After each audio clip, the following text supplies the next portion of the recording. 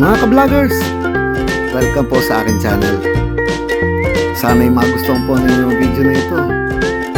Paki-like, share, and subscribe na lang po mga ka-vloggers.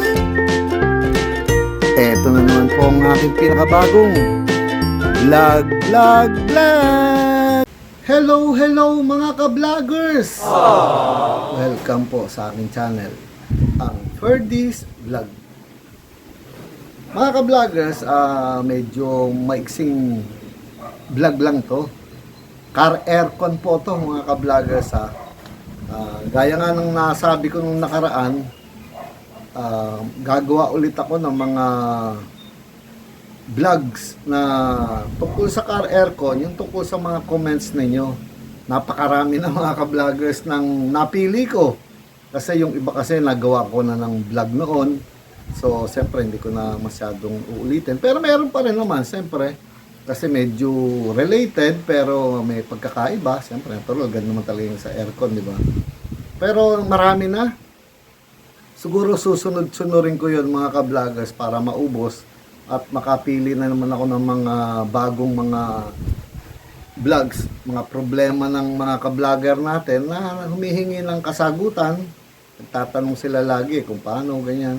So, gagawin ko po ng mga vlogs yan. Pipilitin ko sa abot ng ating makakaya mga ka-vloggers, no? So, ginawa ko tong vlog naman na to ngayon. Tungkol ito doon sa isang ka-vlogger natin na ginawa ko nung nakaraan, yung nagpa-calibrate siya. 3 expansion valve ko naaalala po ninyo para sa Avanza. Si Sir John. Naalala po ba ninyo? Kung napanood ninyo yung vlog na yun mga ka-vloggers, makaka-relate kayo rito. Yung isang araw na pag-uwi ko, may nakita akong 3 expansion valve na nasa loob ng garahe. Hindi ko alam paano naipasok doon nung courier, delivery rider. So, kinalibrate ko at ginawa ko nga ng vlog si Sir John, no? At naipakabit na po niya yung kanyang expansion valve, yung dalawa, kasi yung hindi ko maalala lang doon kung anong number doon yung sabi ko, wag na niyang ayan, dahil duda ako. Pero yung dalawa na ipakabit na niya, alam ko, sinabi ko pa doon na, sir, ito pwede po ito sa likod, gano'n. So, nag-message siya sa atin mga ka-vloggers. At ano po ang sabi?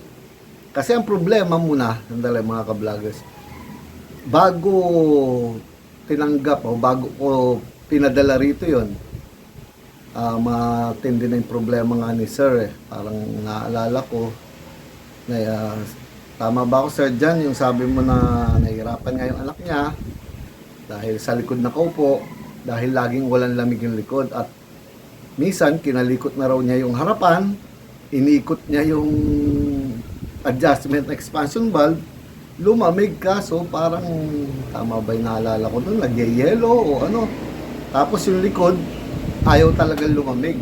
Bumili na rin silang bago. Alam ko, kinalibrate ko yun.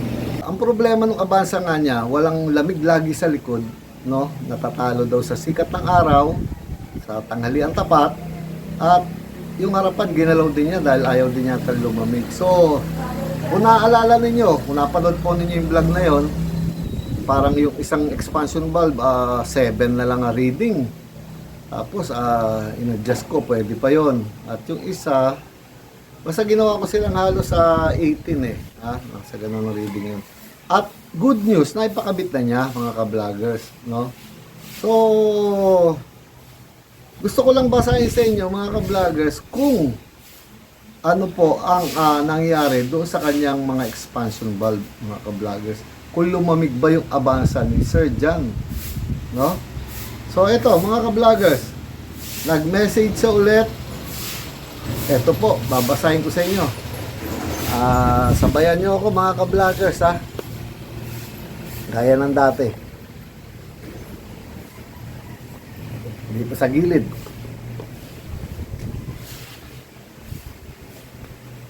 Eto na nga po mga ka-vloggers, si Sir John. Ito yung July 8, idol, na-receive ko na po. Maraming salamat po nung sinend ko sa kanya via LBC, no? LBC, diyan ako nagpapadala lagi basta mga ganitong bagay, no? So ito, ngayon Friday, no? Pinadala niya itong message na to kahapon at nakasagot ko na rin siya kahapon, no? Ngayon ko nga lang ginawa itong vlog. Idol boss, basahin niyo po mga ka-vloggers, ha. Naipakabit ko na po yung expansion bulb ng Avanza. Napakaganda ng lamig niya.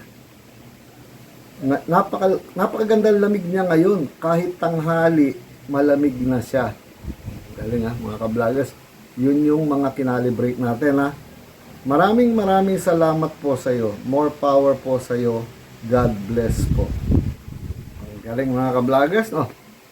Lumamig na daw kahit tanghaling tapat yung Avanza niya. Dahil doon sa expansion bulb na kinalibrate ko. At naipabalik ko na sa kanya, no?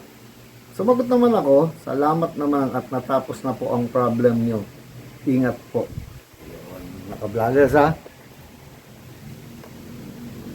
So, bakit ko ginawa tong vlog na to? Siyempre, unang-una para, siyempre, nabitin kayo. Alam ko na inaantay ninyo kung ano nangyari dahil kinalibrate ko. Medyo mahaba nga yung vlog na yun dahil 3 yun.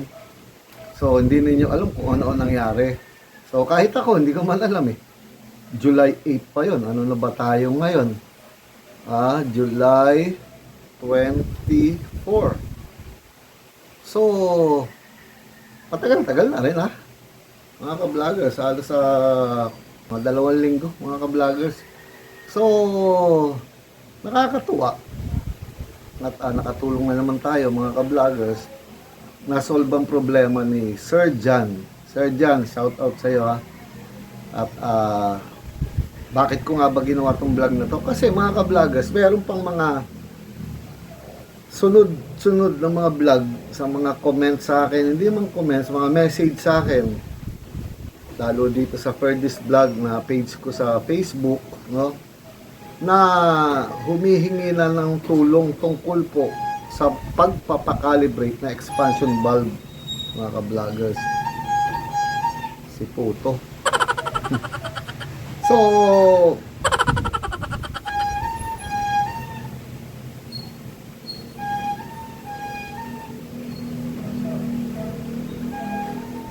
So mga ka-vloggers, sa ngayon, ha, meron 2 tayong ka-vlogger. Alam niyo mga ka-vloggers kung sino kayo, pero gagawa ko ng vlog yan. Gusto nilang ipadala yung kanilang mga expansion bulb.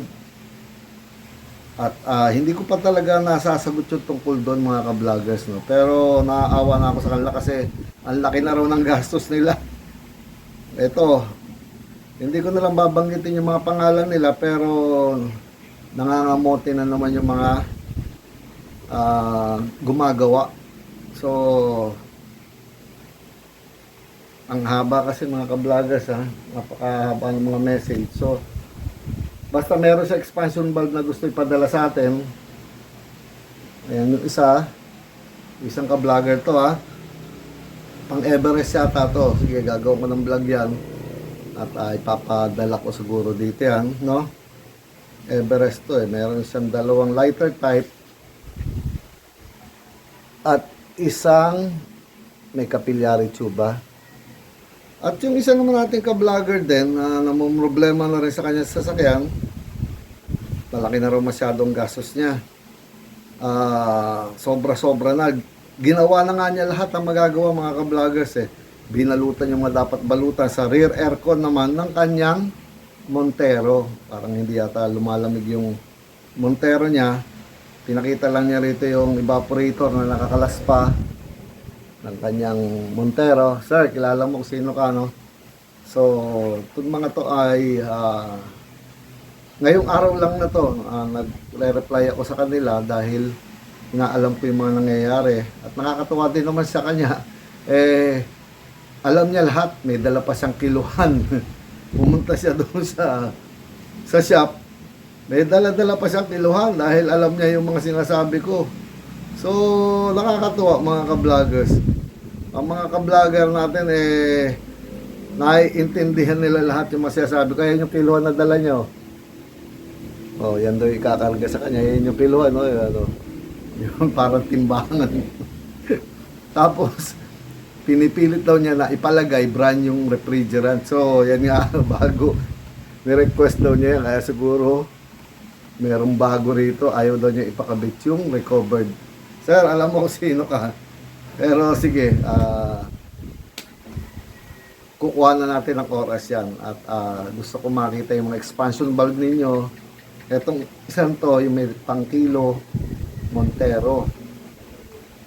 No? Parang 2013 model na Montero. Montero Sport yata. Tapos yung isa naman ay Ford Everest na 2013. Bala, nagugulan ako kung sino sa inyo yung 2013. Basta puro medyo modelo yung kaysa dito sa Everest natin yung isa. So, abangan ninyo mga ka-vloggers. Kasi nga, kahit anong gawin nila, ayaw, hindi mapalamig. So, mangyayari, babalik daw yata ulit yung lumang expansion valve.